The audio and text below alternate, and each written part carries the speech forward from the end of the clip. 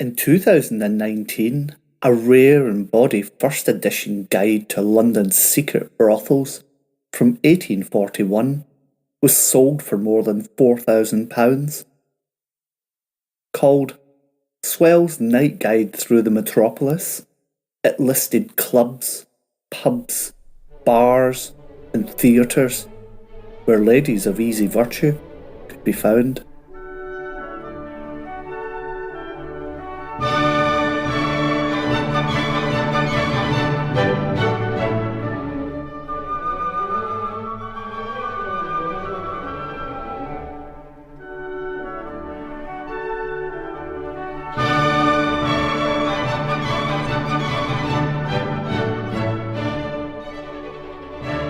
Hi, and welcome back to the Historical Crimes and Criminals podcast.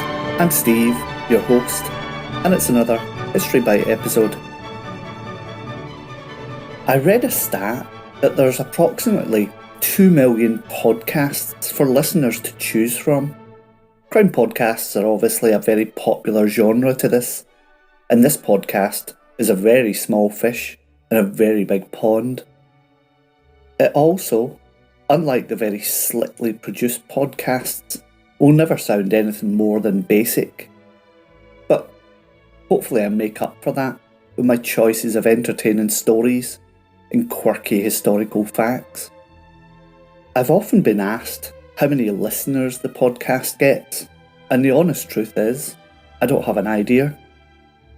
One of the problems is I produce through Anchor, which only shows listeners from Anchor and Spotify.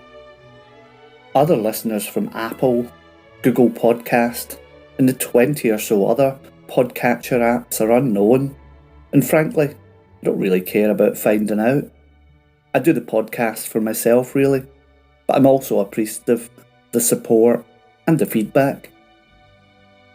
I recently found out I was in the Saudi Arabian podcast charts, so it's a big thank you to the listeners there. And I also did read a review for the podcast a couple of days ago, and I feel for you, G. Dunkley from the USA, who wrote, "I dearly love this series, but I wish earnestly the author would change the cover image to something without that touch of the horrific. It creeps me out every time I look at it." To G, I say sorry, but I'm glad the content keeps you coming back nevertheless. I have listeners in places all over the world, like Qatar, Kenya, New Zealand, Ireland, China, Mexico, Canada, the Philippines, well, basically all across the world, and I would love to hear back from you. Send me an email after listening to this episode on the Historical Crimes podcast at yahoo.com. It's on the show notes for today's episode, or join the Twitter group by downloading the app and searching for the Historical Crimes and Criminals podcast. You'll also find pictures each week of the criminals and victims we talk about.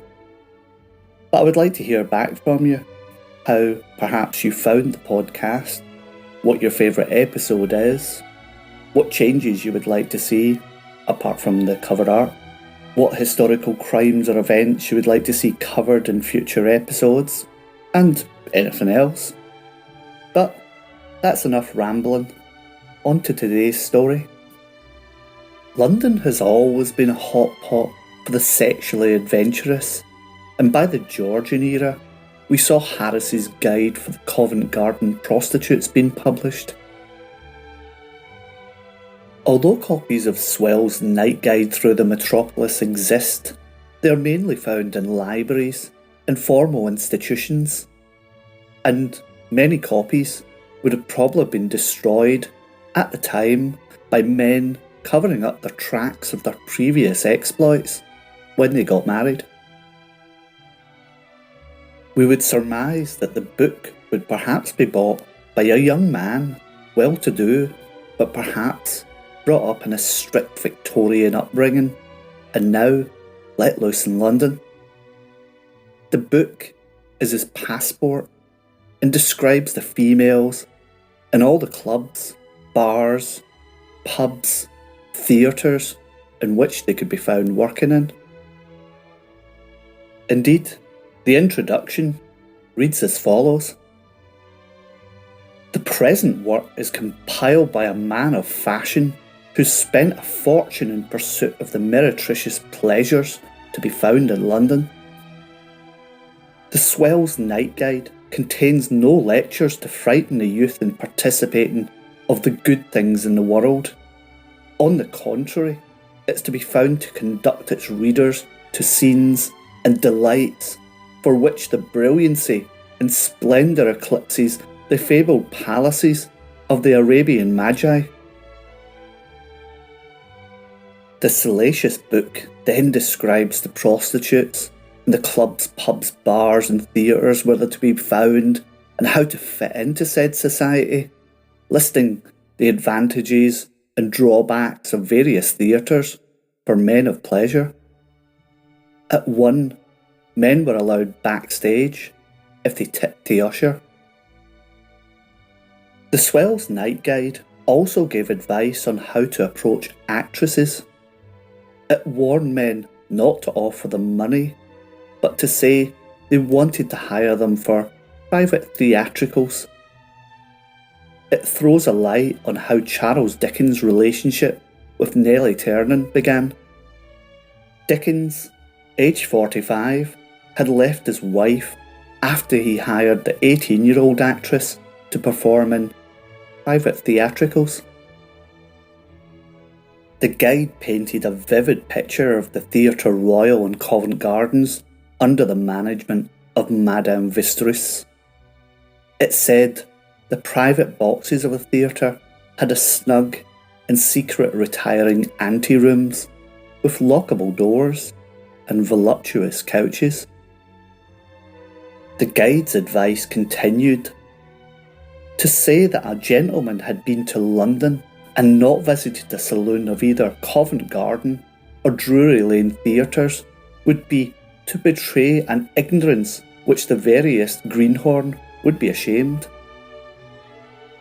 And, in order to avoid being prosecuted for indecency, these books use thinly disguised euphemisms. It read, "Visit Miss Allen, a perfect English beauty. She is in her 19th year, of symmetrical form. No one will ever regret passing an hour in her company and drinking deep at that mystic fountain of human pleasure." It also recommends a trial of Mrs. Smith, who was described as a very agreeable woman with pouting lips, who had a knack of coaxing a customer into a purchase which is novel and delightful. The guide even provided addresses for introducing houses where women waited for clients. Some were just the upstairs rooms of pubs, whilst others masqueraded as respectable businesses with brass plaques, the sign of a professional middle class, on the doors, claiming the house was a doctor's, milliner's, or a dressmaker. At Mademoiselle Matelo's establishment in Soho, you got a sidelong glance assurance of the cleanliness of the females. Nothing is allowed to get stale. You may have your meat dressed to your own liking. Her flock is in prime condition and always ready for sticking. When any of them are fried, they're turned out to grass. Consequently, the rot, glanders, and other disease incidental to cattle are not generally known here. A venue named the Saloon was described as a palace of refreshment where the most voluptuous sofas invite to love and dalliance. The Swell's Guide encouraged similar works, and in 1850 we see The Man of Pleasure's illustrated pocketbook. In this book, cunningly disguised as a man's wallet, it told you where you could find ladies, and again, it has the most wonderful euphemisms, like that of a Miss Murray of Foley Place, Oxford Street. This lady follows the free trade avocation. She is a little frigate fit for a king to board and an admiral to be the prize master of. When her skipper is away on a cruise, she often flashes her figure to other masters. You may be enticed to the theatre to meet Miss Parks, who is noted for her singing when she visits the side boxes. It says, in duets, she employs her tongue and voice full as satisfactory as when it emits the shrillest notes. She performs her part with admirable skill and dexterity, and in such cases, chooses the lowest part. And the daring Miss Fowler, who when stepping into a cab or coach, she makes the most of her leg. It continues. She generally sets fire to all the male passengers, so that you see them fidgeting and adjusting their rebellious members for the rest of the journey. The book also has a full-page advert for condoms, and it makes for interesting reading. Quote, the French letter, also known by the term French glove or condom, is the only remedy. They are of French manufacture and made of a fine transparent skin, perfect at the top, in fact a natural cul-de-sac made from the intestine of an animal. Before using, they should be wetted with moderately warm water. When fitted with a narrow piece of ribbon, which is attached for that purpose, it will be found to be conveniently forming a thin but impenetrable skin. Nor does the female perceive it, unless previously cognizant. W. Ward, 67 Strand, is the only authorised London agent. Free by post, by initials or anonymous. Finest quality, 21 shillings per dozen. For those unfortunate men who perhaps picked up prostitutes in the freezing winter streets and didn't have moderately warm water to wet their French letter, they might find themselves contracting a sexual disease. But luckily, or unluckily as the case might be, the book also helpfully provided a page to those inadvertently displaying the symptoms of gonorrhea. It advises drinking a pint of water containing linseed and sugar or lemon, and it also advocates barley water or thin gruel to offset the symptoms. In Victorian times, homosexual men would find no such helpful booklets, and if they didn't know the city, they would have to find out for themselves. We read a diary account of a love affair. Its author was Englishman Edward Leaves, living in Venice but visiting London in the late 1840s. His diary entries read, "Tried my luck once more. I sat in the park, but so shy." He then finds a whirlwind romance with a soldier. Fun and folly. Saw JB. We went up to Albany Street. Later, he fills the scanty details of his meeting with JB. He is a trooper named Jack Brand. "I saw you in all your beauty, smiling as your gallant charger reared and pranced, and then, in the sentry box, I spoke to you." The entries continue.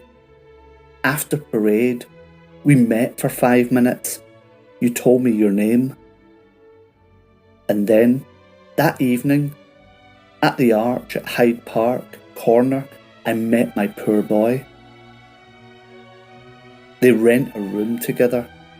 The diary entries continue, and the casual pickup has seemingly blossomed into a loving relationship. Edward travels to Scotland to stay with friends, but arranges to meet his soldier on the day of his return.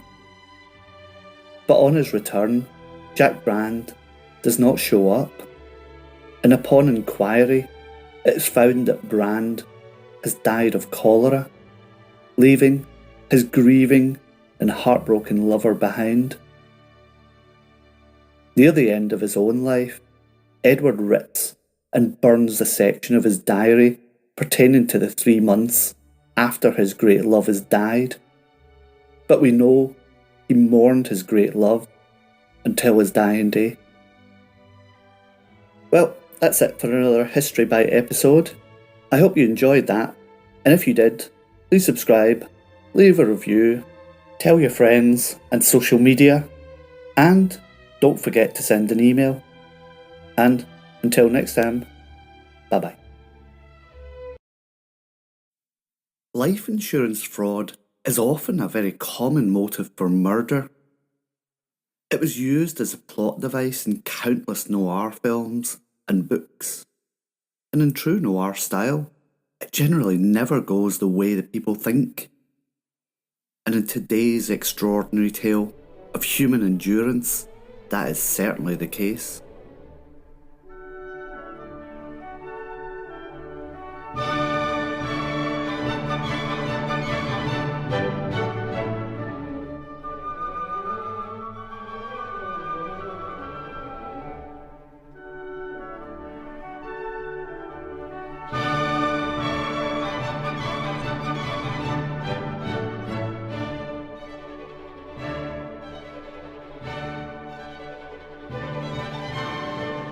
Hi, and welcome back to the Historical Crimes and Criminals podcast.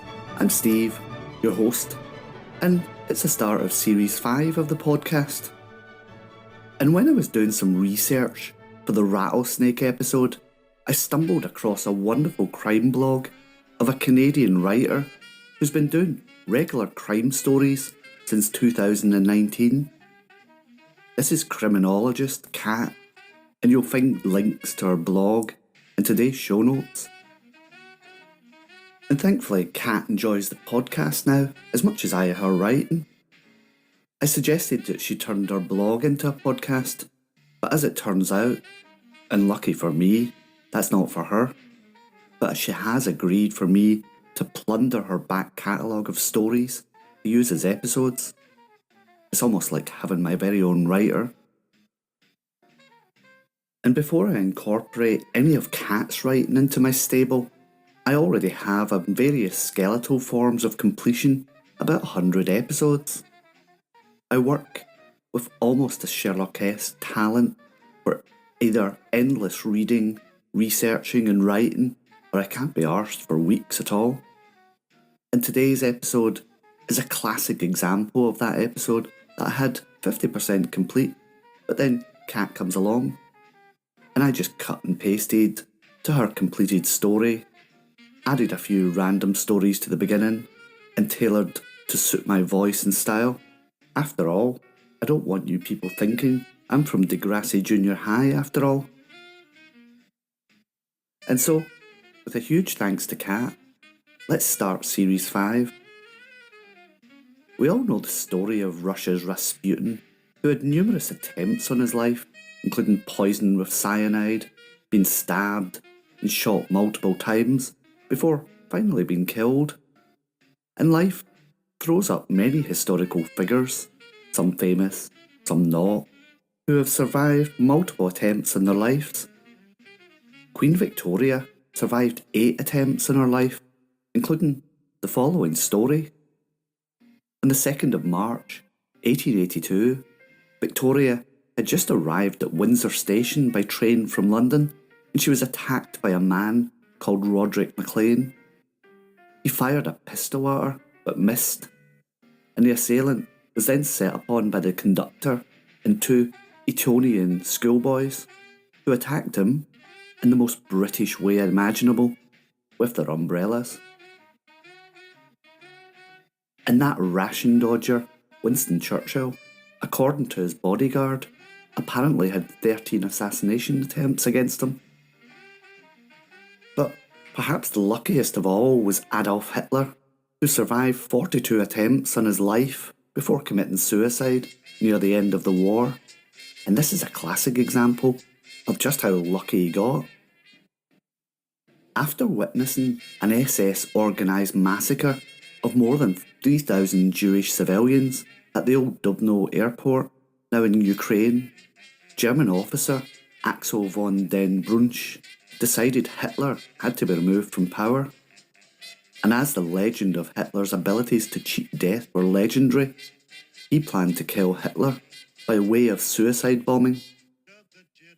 Tall, blonde hair, and blue-eyed, Brusch was the epitome of Hitler's Aryan race ideals. His physical appearance meant he was the perfect candidate to model the Wehrmacht's new winter uniforms in front of Hitler, and the uniform viewing was scheduled to take place at the Wolf's Lair, Hitler's top-secret military headquarters in present-day Poland, on the 16th of November 1943.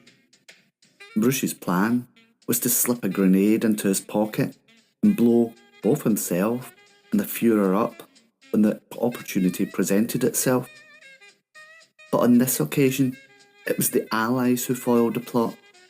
The night before the viewing was due to take place, an Allied bombing raid destroyed the train carrying the uniforms.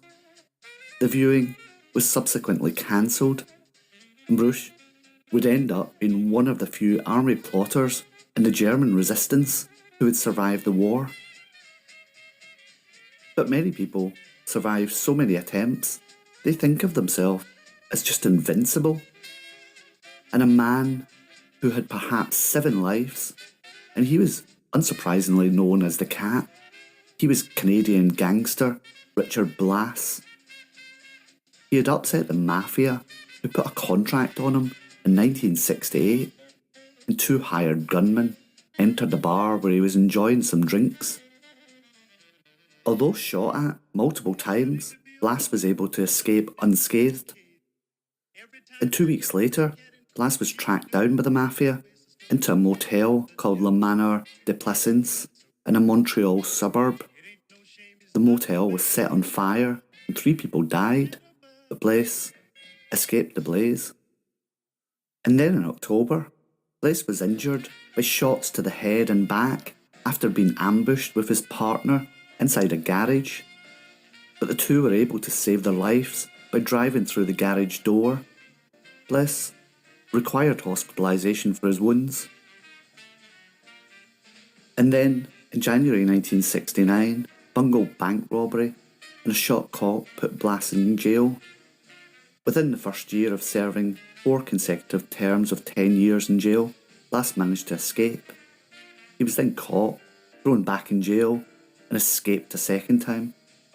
With a spurt of freedom and blood in his eyes, he set out and he killed 2 co-conspirators in a bar that had testified against him.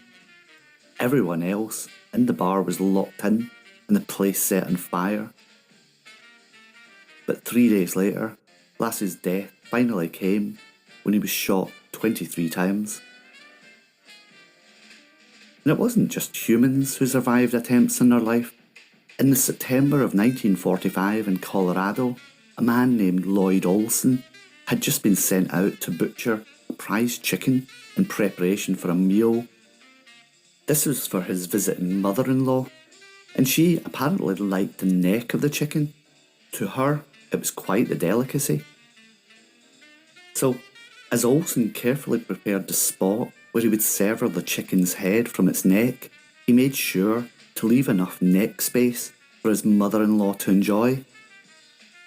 He made the cut, and what happened next was extraordinary. The chicken at first staggered around like some freshly terminated poultry do. After a few minutes, the chicken was still stumbling around, and Olson was confused.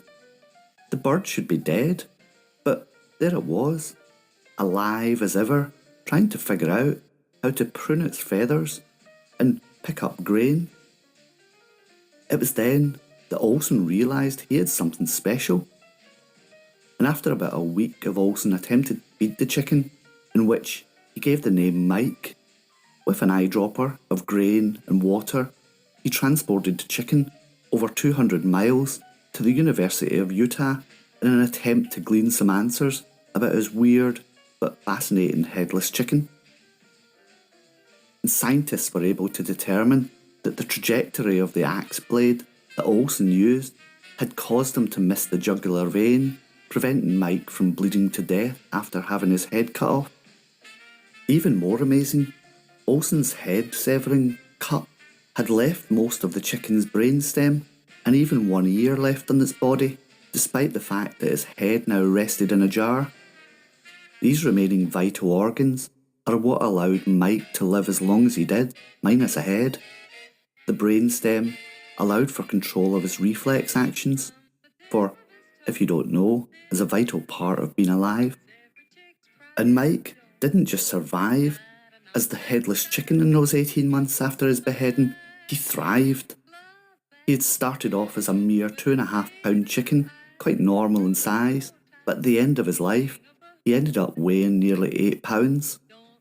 And he made Olsen rich, as he and Mike, during those last 18 months of life, travelled the US, stopping in New York, Los Angeles, Atlantic City, San Diego. People came from all over to pay 25 cents to ogle at the headless wonder known as Mike. Olsen even insured the chicken, valuing him at almost $10,000. The fame and the fortune even gave Mike recognition in the Life and Times magazines. And from Mike the chicken to our main story and another Mike. Michael Malloy was nicknamed Iron Mike, and he was born in Donegal, Ireland in 1873, before at some point emigrating to New York City. And it's a big shout out to my cousins Lorraine and Amanda from Donegal at this point. Nothing much is known about Mike. He had no friends or family, anyone he knew of. And though he'd been a firefighter at some point, he had difficulty holding down a job. He was often seen sweeping up alleys or collecting garbage for a handful of change or a bottle of alcohol. Because Mike Malloy was well known for his love of the booze. He could drink any man under the table and come back the next day for more. And he had a particular haunt, a speakeasy that he frequented quite often. Malloy was part of the flotsam and jetsam of the swift current of underworld speakeasy life. Those no longer responsible derelicts who stumble through the last day of their lives in a continual haze of Bowery smoke. And we see these characters in Joseph Mitchell's wonderful Up in the Old Hotel, his collected articles he published in the New Yorker. These were hard-drinking men who loved nothing more than smelly old dark pubs and hard liquor. Tony Marino owned a speakeasy, but it wasn't doing as well as other prohibition hotspots were known to do. And so, one evening, in the July of 1932, while Mike Malloy was drinking himself stupid, he had an idea. And he approached two of his friends, Francis Pasqua and Daniel Kreisberg, and told them what he was thinking. He said he had a way to save the bar and make them all a little bit of extra cash. They would take fraudulent life insurance policies out on Mike Malloy and watch him drink himself to death and claim the insurance once they made it look like an accident. Marino had done this before and he knew what to do. He explained how he'd befriended an alcoholic woman named Mabel Carson.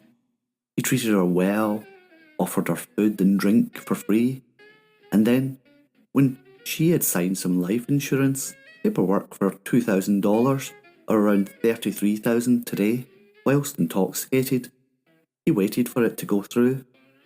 Thereafter, one evening, he put the extremely inebriated woman to bed, stripped her, drenched her in cold water, and opened the window next to the bed, letting the freezing winter air in. Her death was ruled natural causes, pneumonia, and he'd raked in the insurance. And as Tony had done it once before, he could do it again.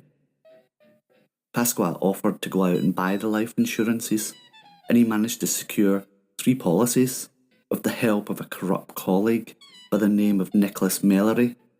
Although dubious means from 2 companies, 2 policies with Prudential Life Insurance Company and 1 through Metropolitan Life Insurance Company.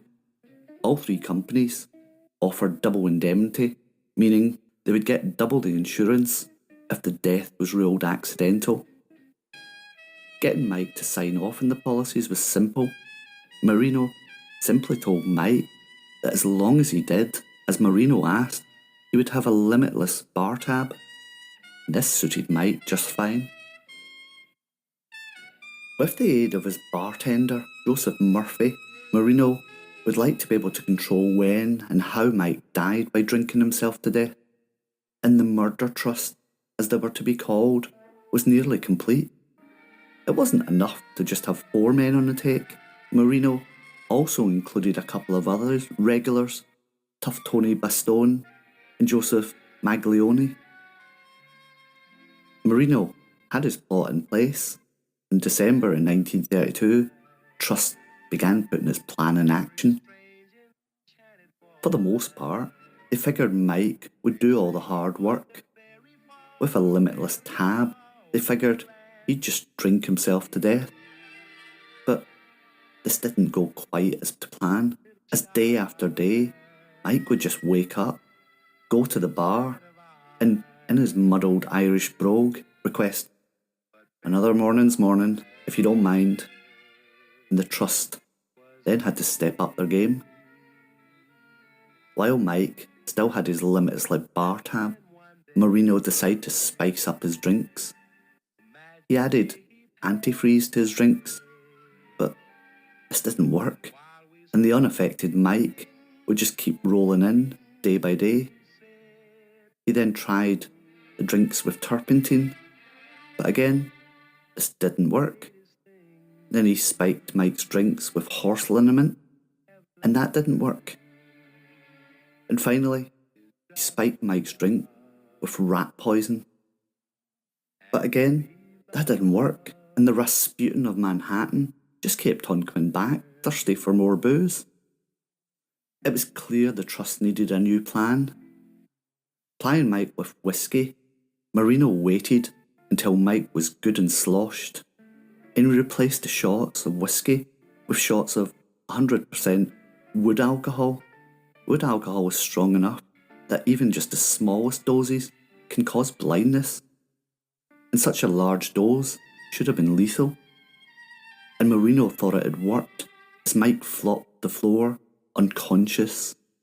Then he started snoring, and a few hours later he woke up and begged for more drink.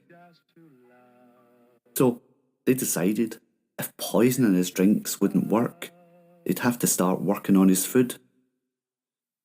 They gave him oysters that had been marinating in denatured alcohol for a couple of days, but Mike only scoffed these down with the shots of wood alcohol. And next, they attempted sandwiches that were laced with rotten sardines, poison, and carpet tacks. Mike simply ate one, belched, and asked for another. Iron Mike Malloy was proven extremely hard to fell, and the Trust had to again change its tactics. On a particular freezing winter's night evening, Marino once again got Mike sloshed, and after he'd passed out, he and the rest of the Trust dragged Mike out to Crotona Park, dumped him on a bench, stripped him, drenched him in water, and they left him, unconscious, to freeze in the -14 Fahrenheit, or -26 Celsius night temperature. But lo and behold, Marino was at the bar the next day, and you can imagine his astonishment. But who should walk in but Mike, asking for a drink and complaining of a slight chill. The Trusts were getting desperate. It was January 1933, and the insurance parents were due again. It had been 6 months since the plan to kill Malloy had been conceived, and the gang were no closer to their goal. Someone proposed running Malloy over with a car, and the gang offered John McNally and James Saloni $200 and then $400 to get the job, but both of them refused. John Maglione recommended a cab driver called Harry Green. They offered Green a $150 cut from the insurance money, and he agreed. The gang piled into Green's car with a drunken Malloy. They drove a few blocks away to a street between Baychester Avenue and Gun Hill Road, and Baystone and Murphy dragged Malloy out of the car and down the road. They held him up by his limp arms, distance away in front of the car. Green revved the engine and barreled towards Malloy. But amazingly, Malloy managed to leap out of harm's way in his inebriated state. Not once, but twice. But on Green's third attempt, he raced the car towards Malloy at 45 miles an hour. This time, he struck Malloy. Malloy's body smashed against the hood before dropping to the ground, and Green backed up over him just for good measure. The gang, sure Malloy was dead, but a passing car spooked them and sent them scattering before they could make sure. And a week later, there was no sign of Mike, nor any notice of his death. Murphy posed as his brother and began calling hospitals and morgues, but no one of Mike's description had come through. And a few days later, despite a fractured skull and a broken shoulder, Mike sauntered right back into Marino's speakeasy and asked for a drink. By now, the Trust had had enough. On February the 21st, 1933, they finally murdered Iron Mike Malloy. Once he'd drunk his fill, they took him to his room and they attached a rubber hose to one end to the gaslight and put the other end in Mike's mouth, and they effectively poisoned him with carbon monoxide. A doctor of questionable morals and ethics who was known to Pasqua forced the death certificate to state that death had been caused by lobar pneumonia. But what the Trust didn't know was that carbon monoxide forms bonds with proteins in the blood, and it induces a chemical suffocation, and it's extremely detectable. And with the murder business conducted, the Trust acted quickly, had Mike Malloy buried, and set out to collect the life insurance policies, and they thought they'd gotten away with the perfect murder. However, the story of Mike the Durable was well-known secret. The tales of attempts on his life had started circulating around other bars, card games, and even made it to the ears of local police officers, and they found this story fascinating indeed. The Trust only managed to receive a fraction of the payout from the Metropolitan Life Insurance, and then their entire plot began to fall apart on them when they attempted to collect from Prudential Life Insurance. Prudential wanted to see the body to make sure what was being said matched the facts, and when the agents at Prudential were informed of the quick burial, they alerted the authorities.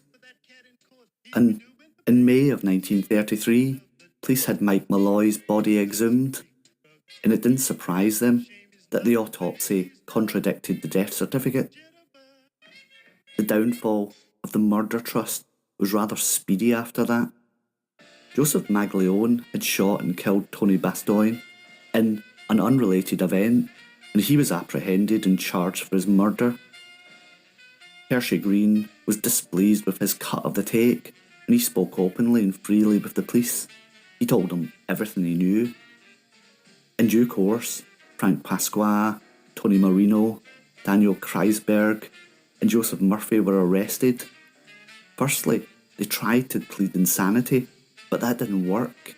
Next, they tried to blame each other, and that didn't work. And lastly, tried to pin the murder on Bastogne. Again, that didn't work.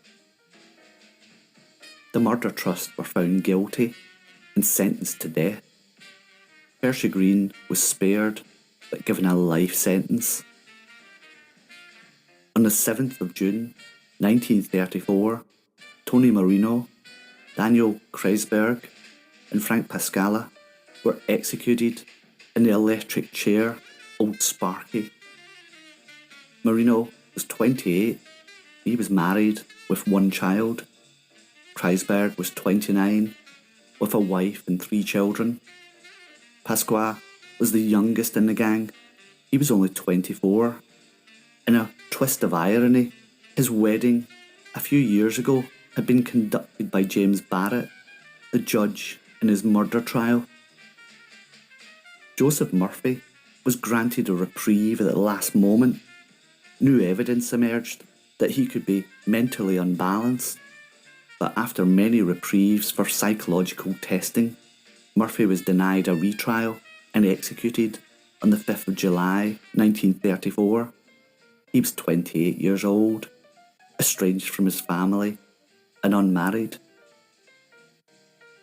Very rarely does a plot to murder for life insurance go well, and for the murder trust, it really did not go well. And as for Mike Malloy, he's best remembered for his unbelievable endurance and Rasputin-like abilities to escape death. In death, Michael Malloy became immortal. His story spread through the rough streets and speakeasies of the Bronx. In 1933, he became Mike the Durable, Mike the Indestructible, and Iron Mike.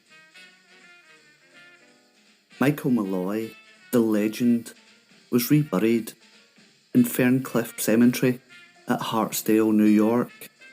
Today, he lies quietly in an unmarked grave with no headstone and no name. And well, that's it for today's episode, and with little ado, I leave you with the voice of another woman who died before her time, the late, great Bessie Smith.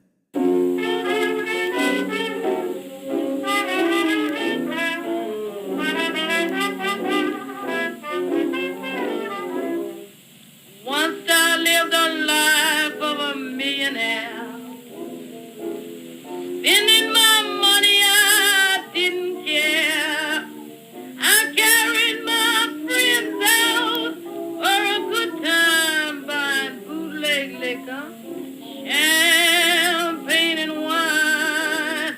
When I began to fall so low, I didn't have a friend and no place to go. So if I ever get my hand on a dollar again, I'm gonna hold on to it till them eagles grin. Nobody knows you when you're down and out. In my pocket, not one penny, and my friends, I haven't any. But if I ever get on my feet again, then I'll meet my long lost friend. It's mighty strange, without a doubt. Nobody knows you when you down and out. I mean, when you down and out.